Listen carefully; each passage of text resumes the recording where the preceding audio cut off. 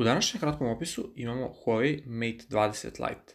Sa dijagonalom ekrana od 6.3 inča spada u veće uređaje, dok su ivice telefona blago zaobljene tako da se lako rukuje njime. Baterija od 3750 mAh će izgurati ceo dan upotrebe, dok vam je na raspolaganju i brzo punjenje od 18 W. U telefonu se nalazi procesor dovoljne snage da pokrene svaku aplikaciju bez problema, ali ako planirate da igrate neke zahtevnije igrice, slobodno zaobiđite ovaj model.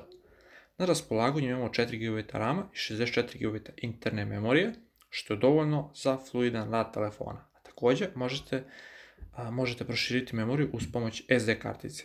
Kamere na telefonu su solidne, ali ništa više od toga. A naš je utisak da su morale biti bolje. Kao otključavanje možete staviti otisak prsta koji se nalazi na leđima telefona i solidne brzine, a takođe postoji mogućnost otključavanja licem, ali nije najbezbednije pošto nije strana dočak i osoba koja ne liči na vas može da ga otključa. Sve u svemu, odličan telefon u poređenju sa njegovom trenutnom cenom kao polovog modela.